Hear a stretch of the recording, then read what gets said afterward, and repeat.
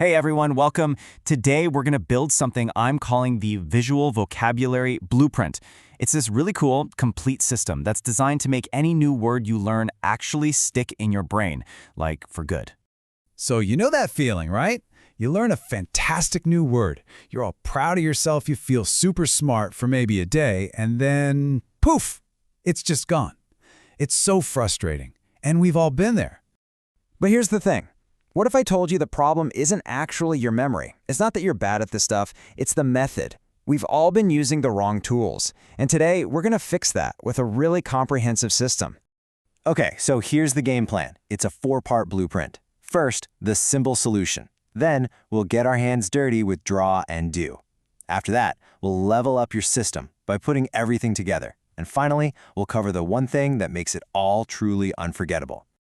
All right, let's jump into part 1, the symbol solution. This is really the foundation of the whole system. The big idea here is creating a super fast visual shortcut to a word's meaning. So why does this work? Well, it's all about efficiency. Our brains are just wired to get images way faster than they get text. So when you link a word to a simple, universal symbol, you're basically creating a shortcut, a little hack that makes remembering it almost instant. I mean, just think about it for a second. An arrow pointing up, that's increase, grow, rise. A light bulb, that's an idea, a solution. We're not inventing anything here. We're just tapping into a visual language your brain already speaks fluently. Okay, so those universal symbols are a great start. But the real magic happens when you start creating your own personal code. This is where the system stops being a system and starts becoming your system. And check out how this works in real life. You know, using a simple arrow for because, or putting a slash through something to mean without. This can totally change the way you take notes. It's not just about being faster, you're literally embedding the meaning right into your visual memory. All right, moving on to part 2, draw and do. Look, symbols are powerful, for sure, but now we're going to add movement and a little creativity to the mix, which is going to fire up totally different parts of your brain. And hold on, I gotta pause here for a second, because I know what you're thinking. I can't draw. This is the #1 thing that holds people back. But listen, you absolutely do not need to be an artist. In fact, I'm gonna say the simpler and messier, the better. Right? A stick figure running is perfect for the word run. A scribbled angry face for angry. These quick, rough doodles are often more powerful because they force you to think about the main idea, not about making it look pretty. Now this next part is really cool because it actually gets your body involved. By creating a little hand gesture for a word, you're adding muscle memory to the mix. It makes the word feel real, almost tangible. Seriously, try this with me right now. For the word expand, open your hands wide. For shrink, bring them close together. You can literally feel that connection happening, can't you? The physical movement just locks in the mental idea. It's so simple, but man, it's effective. Okay, so these tools are pretty powerful by themselves, but they were never meant to be used alone.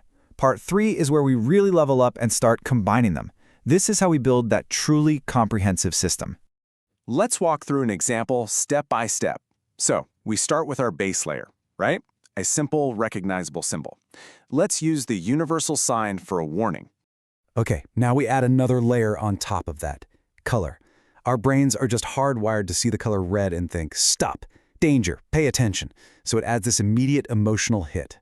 And boom, when you put those two things together, the symbol and the color, you've created a mental link that is just so strong and so fast. It's way more powerful than either one of them was by itself. And you can do this for all sorts of things. A green checkmark just feels safe and correct, doesn't it? A blue thought bubble feels kind of calm and creative. What you're doing is building your own rich visual language. So you're probably asking, how do I actually practice this? Easy. You make simple flashcards. They can be real ones or digital ones, whatever works for you.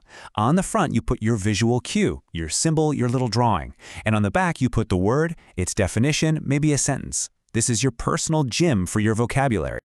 Okay, we've built a really solid system so far.